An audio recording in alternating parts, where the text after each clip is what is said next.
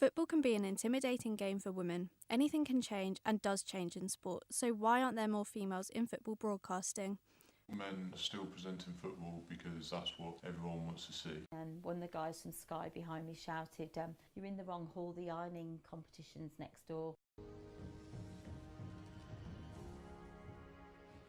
Growing up, everyone wanted to be the next David Beckham or Steven Gerrard, but why does no one want to be the next Jackie Oatley or Michelle Owen? It's really no secret that football is a male-dominated sport, but what does it feel like to be a woman in football journalism now? Our journey as a woman in football journalism starts in 2010, when sexism was taken seriously.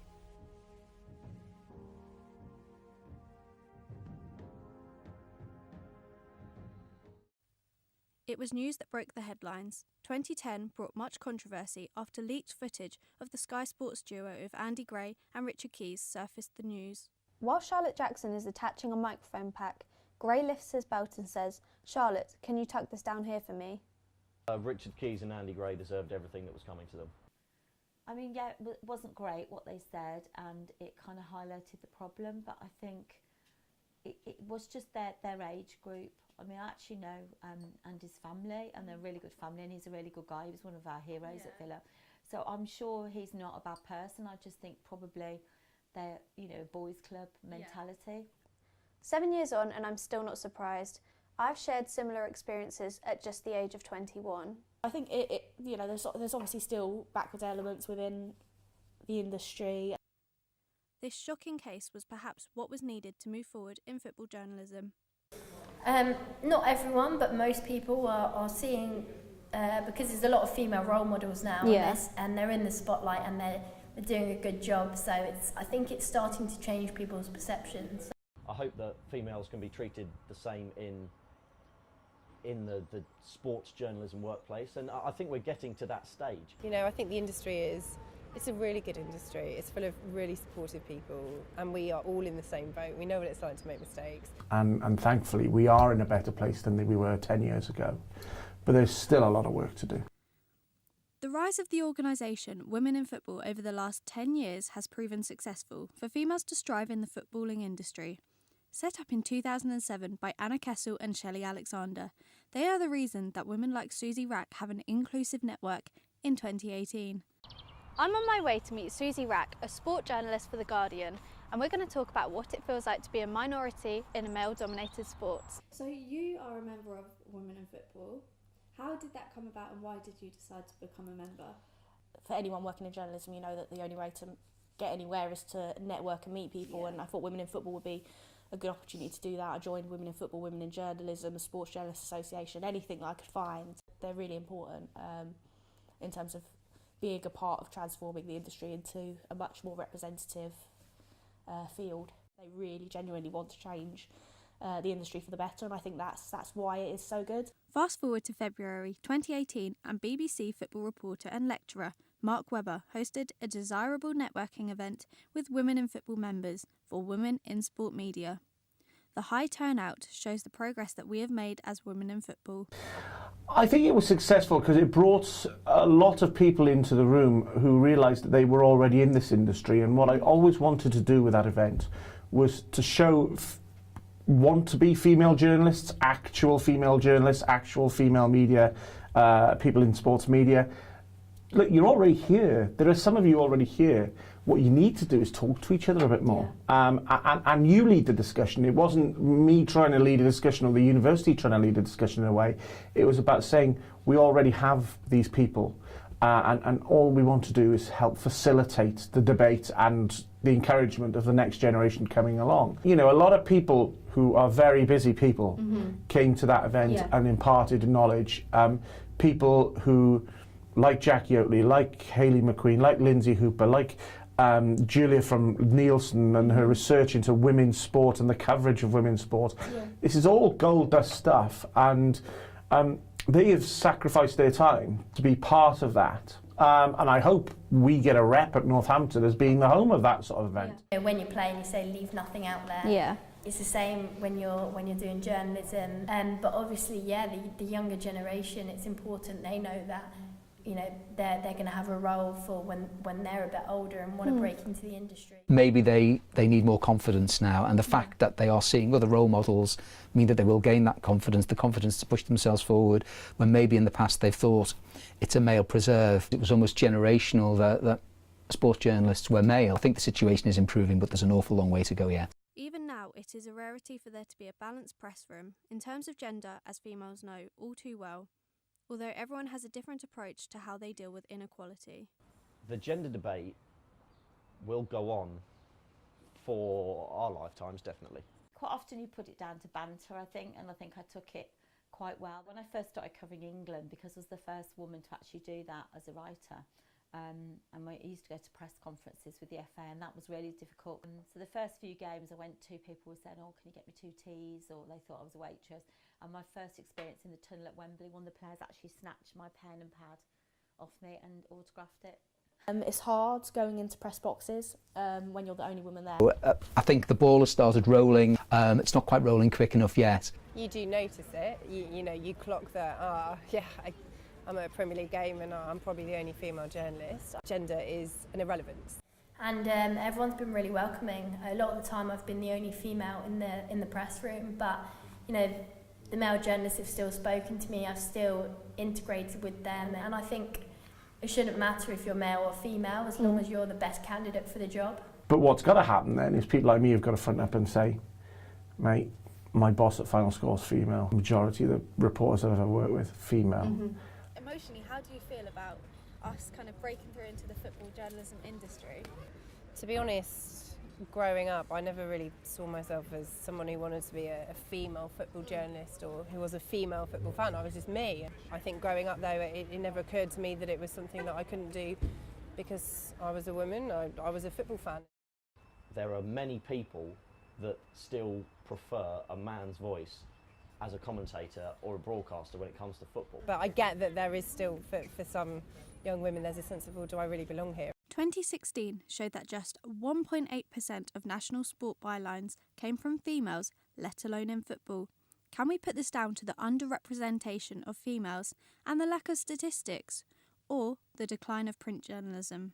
Why do you think that is? Why do you think there are such lack of statistics for females? I guess the research hasn't been conducted yet.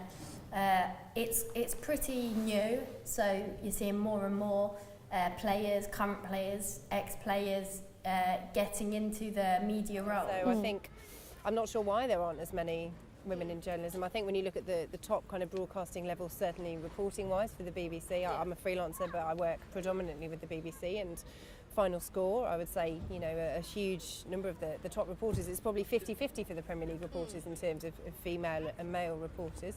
I think what would shock me and sadden me is if women felt that they weren't being given opportunities based on the fact that they were women. But I think you're right, the data isn't there, and so we just can't say that. I mean, Because there are so few women journalists working in football particularly in print journalism.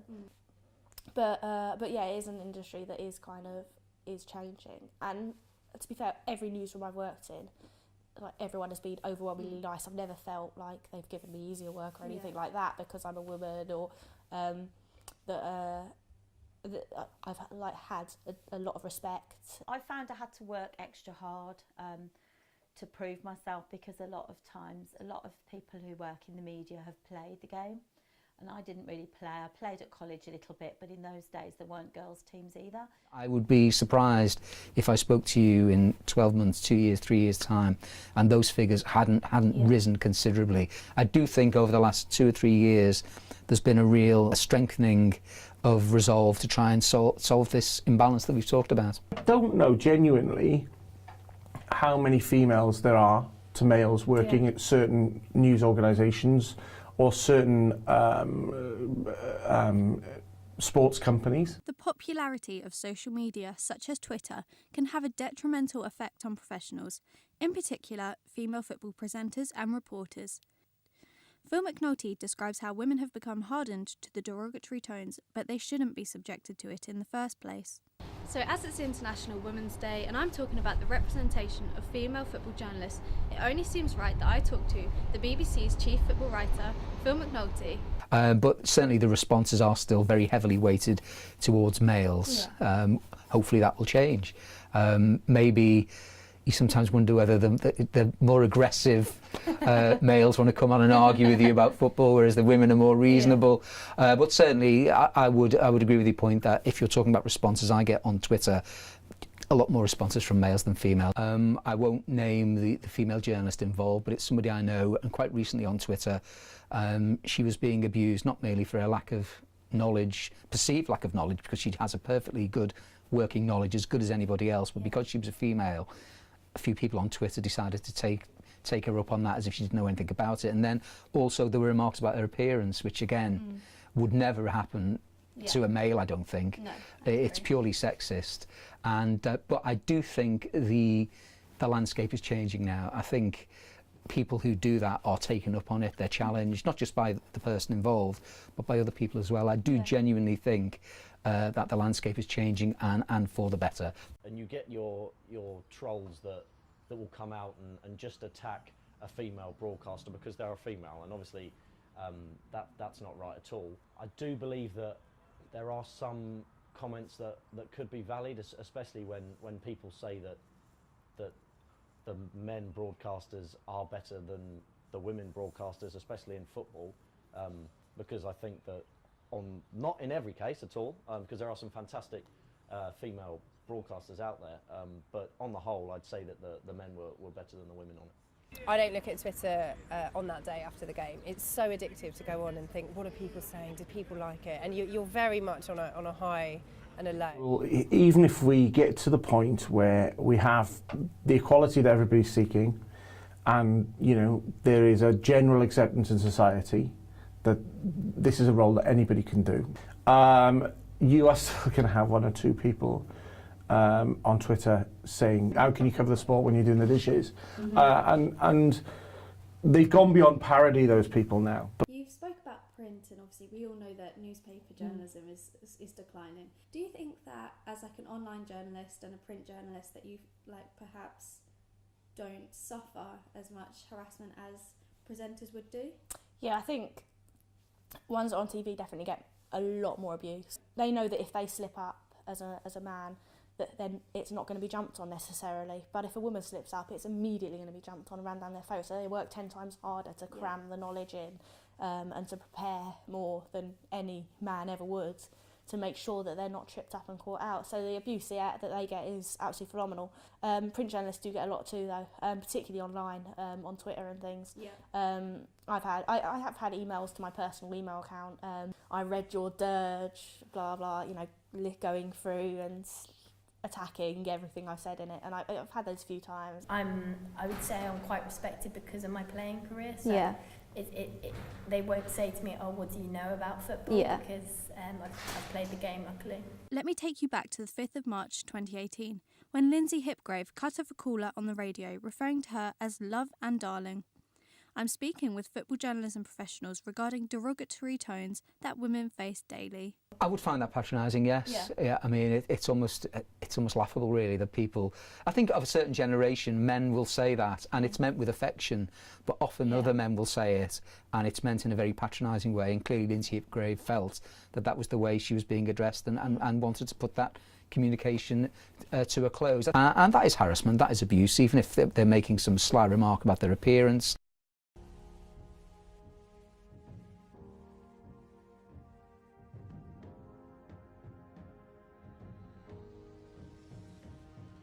Well, there was a case once where there were a group of press, we're all going to Grassroots football show, and we're all queuing up to get our pass, and I was at the front, and then one of the guys from Sky behind me shouted, "You're in the wrong hall, the ironing competition's next door." And I went, "Yeah, very funny."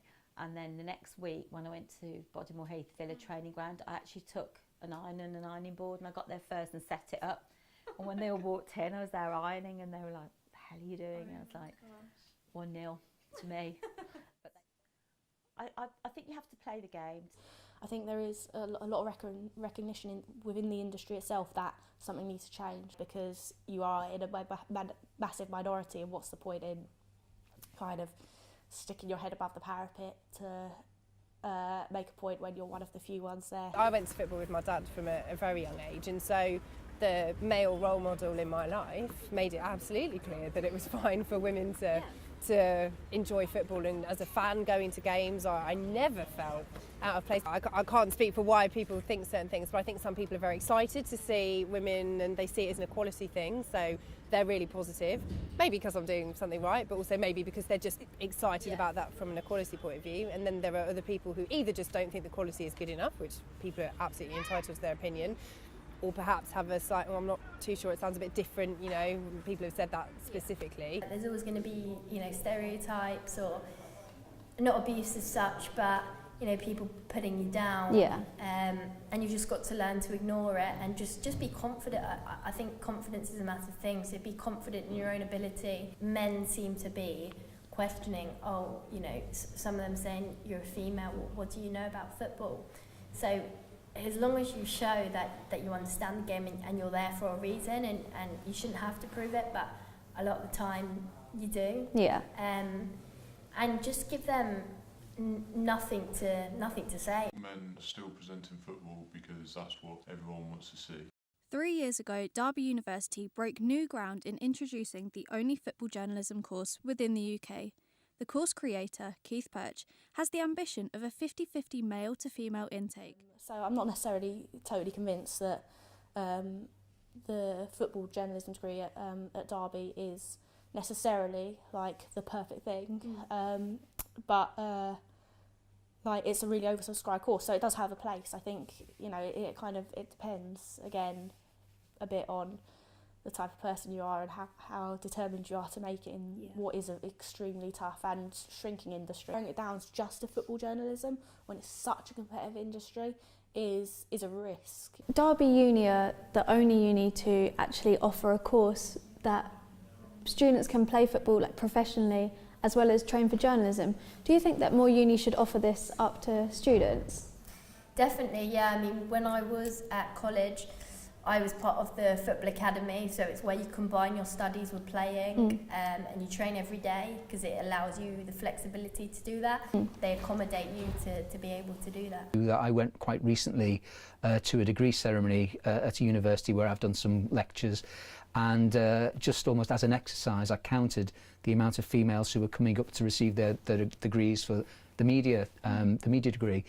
And you could count the number on one hand. I was really surprised by how few there were. Also, recently I went to another lecture there on 10 years of the course, and I would say there were 150 people in the audience, students, one female. We've got to have more people front of house and in the background in production roles as well, being more open that they are there. How do you feel as a teacher, a lecturer? Do you ever feel pressure from students of sports journalism, especially from females, that they won't secure a job, that they're not on the right course? What I am determined to do is open those doors, and anybody who's talented will float to the top and get the job. It doesn't really matter about the sex, but what is clear is that the doors and the routes have not been opened. And it's been harder for females to even get their foot in the door. We're nowhere near 50-50, unfortunately, yet. We're not even where females are majority.